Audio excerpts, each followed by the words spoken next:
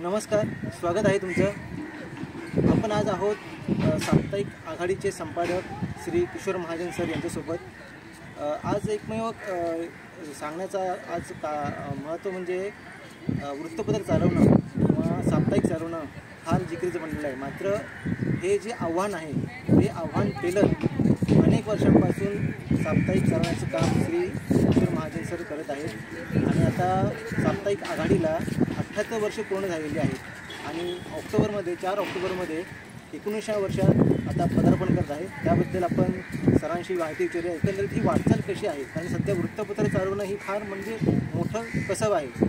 जो कागदाचा खर्च वाढतो आहे किंवा प्रिंटिंग खर्च वाढतो आहे त्या अनुषंगाने हे साप्ताहिक चालवणं, नियतकालिके चालवणं किंवा वर्तमानपत्र चालवणं पण फार अवघड होत आहे।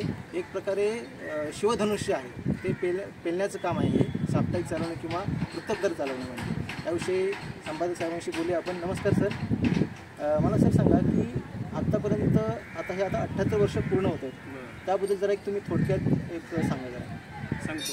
माझ्या वडिलांनी हे साप्ताहिक 4/10/47 रोजी मालवणमध्ये त्यांचे जे काही मित्र होते साहित्यिक त्यांच्यामार्फत त्यांनी सुरू केलं आणि ते स्वतः हे साप्ताहिक सगळे कष्ट स्वतः करेत आणि स्वतः मालवणमध्ये सगळीकडे स्वतः वृत्तपत्र वाटेत। हे मी त्यावेळी लहानपणापासून बघत होतो आणि त्यांनी जवळजवळ 80 साली त्यांचे निधन झाल्यानंतर त्याच्या अगोदर मी जवळजवळ माझ्या वयाच्या 17व्या वर्षापासून या साप्ताहिक त्यांच्याबरोबर मी फिरत असे, मुंबई, पुणे, कोल्हापूर सगळीकडे। आणि त्यावेळीची ती परिस्थिती मला आठवली तर मला हे होतं, म्हणून मी BComला होतो मुंबईला। माझं ग्रॅज्युएशन होईपर्यंत मी पेपरला माझं नावही घालायला दिलं ना माझ्या पिताजीनं। कारण काय, त्याचे जे पैसे मिळायचे नाही, काही जाहिराती छापायचे त्यावेळी जाहिरातीचं त्यावेळी आमच्या वडील काढायचे त्यावेळी 30-40 पानाचा दिवाळी अंक असायचा। 30-40 पानाचा जास्तीत जास्त। मग त्यावेळी देखील रेट कागदाचे त्यावेळी त्याप्रमाणे ते काय, आणि त्यावेळी जाहिरातीचा सोर्स नव्हता। जाहिरातीचा सोर्स पुढे वाढत चालला। जेव्हा वडिलांनी मला सांगितलं तुझं नाव घालतो कार्यकारी, मी म्हटलं माझं नाव नको, कारण मी ते बघितलं होतं हे चालवताना किती कठीण होतं। म्हणून मी मुंबईला गेलो होतो। मुंबईला कॉलेजला मी होतो, चेतना कॉलेज बांद्र्याला। तिथे मी 2 वर्षांनी आणि माझ्या वडिलांचं निधन झालं। बाकीचं मी मुंबईत सगळं काम करत होतो पेपरचं, सगळीकडे जाहिराती हे, पण त्यावेळी जाहिरातीचा 80 साली सोर्स नव्हता। पण नंतर माझ्या वडिलांचं निधन झाल्यानंतर मी साप्ताहिक घ्यायला इच्छुक नव्हतो, पण त्यावेळी वडिलांची इच्छा होती म्हणून मी नंतर त्याच्यावर माझं नाव 19 त्यावेळी 80 साली घातलं, म्हणजे 15-20 दिवसांनी की मी ह्या वृत्तपत्राचं स्वामित्व पत्करतो आणि हे साप्ताहिक चालवतं आहे। त्याप्रमाणे मी तिथून साप्ताहिक चालू केलं।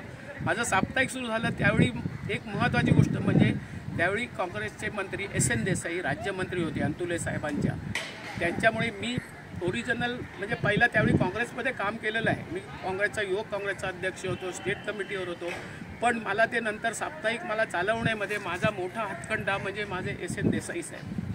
त्यांनी मला भरपूर मदत केली त्यावेळी आणि सगळ्यांची ओळख करून स्वतः दिली। त्याच्यानंतर नकुल पाटील देखील आमचे पालकमंत्री होते, त्यांनी देखील मला मुंबईला हे कोकणी माणसं जिथे राहतात बदलापूर, डोंबिवली, अंबरनाथ तिकडे स्वतः फिरवलं। मुंबईमध्ये ही साप्ताहिक आघाडी आहे, मुंबईमध्येही मिळतो।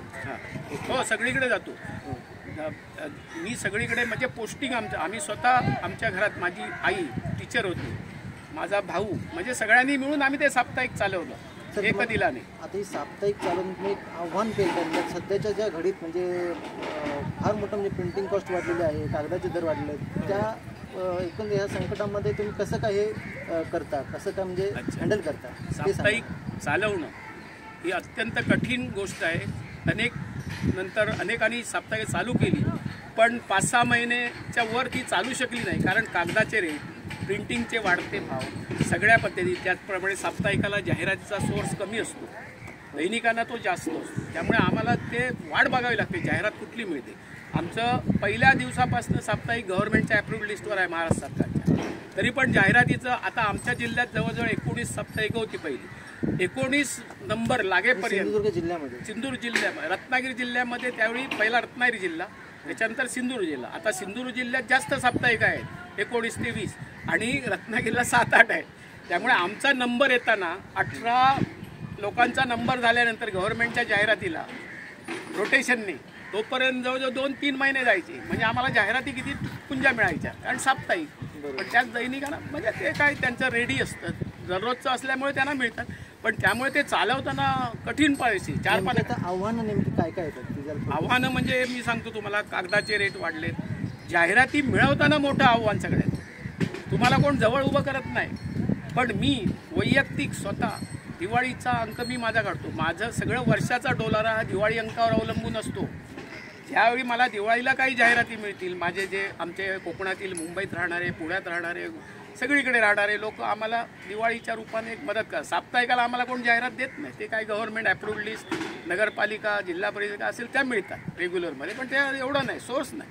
मग आमचं साप्ताहिक 48 अंक वर्षाचे, गव्हर्नमेंटचा नियम आहे 40 अंक तरी निघाले पाहिजे, तेव्हाच तुम्हाला नाही तर तुमचं रद्द होतं.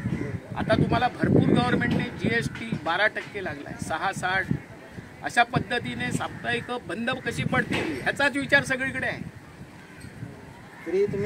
तरी त्यातूनही मी आज इतके वर्ष मी स्वतः 2 महिने दिवाळीच्या अगोदर सगळीकडे फिरतो.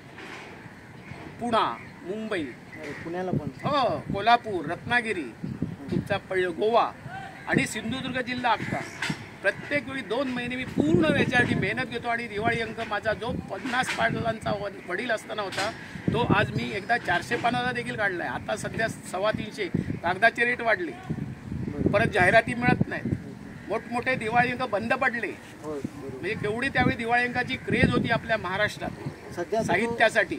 आणि आम्ही नवोदितांना जास्त सहाय्य करतो. साहित्यिकांना, ह्यांना जे मोठे लेखक आहेत ते काय त्यांना सगळं हे मिळतं, पण जे नवोदित साहित्यिक होतात ते घडवण्याचं काम आमचं साप्ताहिकने आजपर्यंत केलेलं आहे.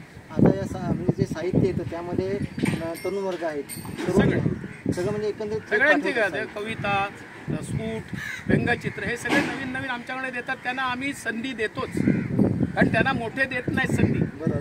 मोठी दिवाळी अंक ते आपले मोठे लेखकांची कथा, साहित्य घेतात, सगळं घेतात. पण त्यातूनही मी आज इतकी वर्ष चालवतोय, 45 वर्ष. आता उद्या आमच्या अंकाला 4-10-25ला 19 वर्षात पदार्पण करणार आमचा पेपर. आज 45 वर्ष मी हे चालवतो. म्हणजे मला त्याच्या कशा खस्ता मी कसा फिरतो उन्हात तानातनं, आणि मी हे धंदा आमचा आजपर्यंत चांगल्या प्रकारे चालवतो. एकंदरीत आमच्या दर्शकांना एक सांगू इच्छितो की जवळजवळ आता 19 म्हणजे वर्ष लागते. म्हणजे 78 वर्ष त्यांच्या वडिलांनी चालवलं आहे, त्यांच्यानंतर यांनी चालवलं, म्हणजे 40 वर्ष तुम्ही चालवता, म्हणजे 45 वर्ष. तर हे म्हणजे फार म्हणजे शिवधनुष्य म्हणावं लागेल. कारण आम्ही आता बघतो तर ते म्हणजे फार कौशल्यपूर्ण म्हणा किंवा एक आव्हान आहे. हे आव्हान सरांनी यशस्वीरित्या केलेलं आहे. बरं, त्याबद्दल त्यांचं मनपूर्वक अभिनंदन. आणि त्यांच्या पुढील वाटचालीस आणि उत्तरोत्तर प्रगतीस आमच्या शुभेच्छा. आभारी.